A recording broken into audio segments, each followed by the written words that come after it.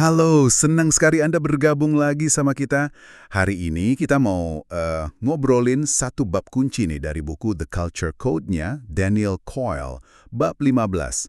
Fokusnya ke sesuatu yang krusial tapi mungkin agak jarang dibahas dalam-dalam ya, yaitu gimana caranya memimpin tim biar bisa mencapai kemahiran. Atau ya, proficiency. Bukan sekedar bisa, tapi handal, konsisten, pokoknya melakukannya dengan benar setiap saat. Sumber kita ya kutipan sama catatan dari bab itu yang udah Anda bagikan ke kita. Nah, misi kita hari ini, kita coba gali ide-ide paling penting soal membangun tim yang mahir dan gimana Anda bisa coba terapkan ini. Oke deh, mari kita bedah bareng-bareng ya. Oke, jadi hal pertama yang ditekankan Coel, dan ini penting banget sebagai dasar, itu bedanya antara mimpin buat kemahiran sama mimpin buat kreativitas. Keduanya kan penting ya, tapi butuh pendekatan yang beda gitu. Kalau kemahiran itu soal keandalan, presisi, melakukan tugas spesifik pakai cara yang udah terbukti benar, diulang-ulang.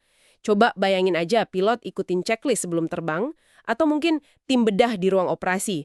Tujuannya jelas banget, eksekusi sempurna. Nah, kalau kreativitas, itu lebih ke eksplorasi ya, menjelajah hal baru, menghadapi ketidakpastian, buat bikin sesuatu yang baru. Tujuannya bisa jadi, belum jelas di awal. Fokus kita sekarang yang pertama, kemahiran. Kenapa dibedain? Ya karena strateginya tuh spesifik banget buat masing-masing. Menarik, menarik. Jadi, kalau tujuannya kemahiran yang konsisten gitu, gimana Coyle ngasih saran buat ngebangunnya di tim? Saya lihat poin pertamanya tuh soal model keunggulan. Maksudnya gimana ya itu? Tepat, Coyle itu menekankan banget kekuatan psikologis dari model yang jelas. Ini bukan cuma ngasih contoh biasa ya, tapi lebih ke secara aktif memprogram simulasi mental di tim kita tentang sukses itu kayak gimana sih. Jadi waktu Anda bisa lihat dengan jelas, oh yang bagus tuh kayak gini. Bukan standar abstrak ya, tapi contoh nyata, bisa dicapai, itu kayak ngebentuk jalur di otak menuju standar itu. Gampangnya kayak ngisi kaca depan mental tim Anda lah, biar jelas tujuannya. Oke. Jadi punya gambaran jelas dulu ya. Tapi Coyle juga bilang kan, ngelihat aja nggak cukup. Nah ini bawa kita ke strategi berikutnya.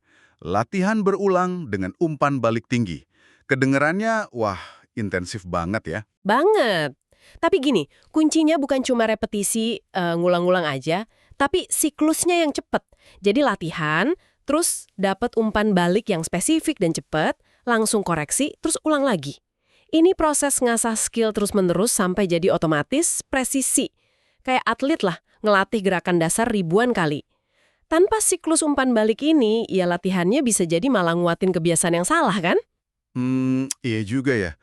Nah, saya penasaran nih sama idenya Coyle soal aturan praktis atau heuristik.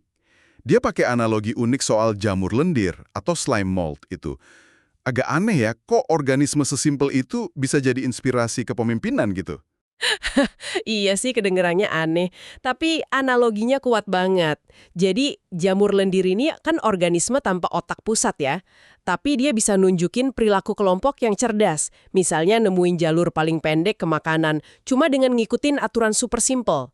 Contohnya, kalau nggak ada makanan, gerak acak. Kalau ketemu jejak kimia makanan, ikutin. Nah, Coyle lihat ini sebagai metafora. Pemimpin hebat yang mau bangun kemahiran itu menciptakan aturan praktis jika X maka Y. Aturan yang jelas, gampang diingat, dan bisa nuntun tindakan tim secara efektif pas situasi kompleks, tanpa perlu dikasih instruksi mikro terus-terusan. Intinya nanemin logika intinya gitu. Wah, oke. Kayak contohnya Denny Meyer ya, pendiri Union Square Hospitality Group, termasuk Shack itu. Coyle kan nyebutin catchphrase-nya dia kayak "loving problems" atau "finding the yes". Ini bukan cuma slogan keren-kerenan aja berarti ya? Sama sekali bukan. Itu tuh heuristik yang fungsinya kayak kompas buat stafnya. Terutama pas mereka ngadepin kesalahan atau komplain pelanggan, situasi yang kan biasanya penuh tekanan ya, butuh respons cepat. Loving problems itu ngedorong sikap proaktif cari solusi, bukan malah nyalah-nyalahin. Terus, finding the yes itu ngedorong fokus ke apa sih yang bisa kita lakuin buat tamu. Bahkan Coyle nyatet gimana Mayer tuh peduli banget sama detail kecil. Kayak energi staff setelah ada insiden kecil, misalnya pelayan jatuhin gelas. Dia mastiin mereka balik fokus dan positif lagi. Detail kecil kayak gini yang dipandu heuristik tadi, itu yang ngebangun kemahiran layanan secara keseluruhan. Iya ya. Sering banget tuh detail kecil gitu kelewat kalau lagi sibuk, padahal dampaknya gede ke pengalaman orang. Dan di tengah semua strategi ini, ada penekanan juga kan buat nggak ngelupain dasar-dasarnya? Betul banget. Terus menghargai dan menekankan fundamental. Itu penting. Kemahiran sejati itu ya dibangun di atas penguasaan elemen-elemen dasar dari sebuah skill. Kadang pas lagi di bawah tekanan atau udah jadi rutinitas, hal ini bisa aja keabaikan. Padahal justru nguatin fondasi inilah yang bikin performa bisa konsisten di level tinggi. Nah, ini nih bagian yang menurut saya sangat menarik. Konsep soal perilaku penentu standar atau bar setting behavior. Contohnya pelatih hoki Ren Pecknoord itu dengan aturan 40 for 40-nya. Bisa dijelasin lagi nggak? Ya, jadi Pecknold ini nuntuk pemainnya buat ngasih 100% usaha pas back-checking. Itu lari balik ke area pertahanan secepat mungkin setelah timnya kehilangan bola. Tugas ini kan capek ya, fundamental banget, dan seringnya nggak langsung ngasilin poin atau pujian.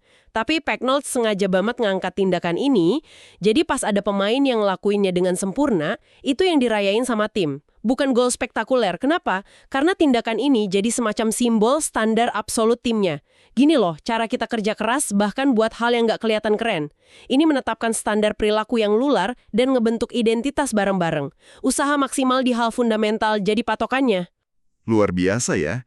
Gimana tindakan yang kelihatannya simpel, gitu bisa punya makna simbolis yang kuat banget buat tim. Dan penting juga buat diingat, semua strategi ini modal jelas, latihan intensif, heuristik, perilaku standar ini semua bakal paling efektif kalau berdiri di atas fondasi yang udah dibahas Coyle sebelumnya, yaitu tujuan yang jelas dan terus-menerus dikomunikasikan.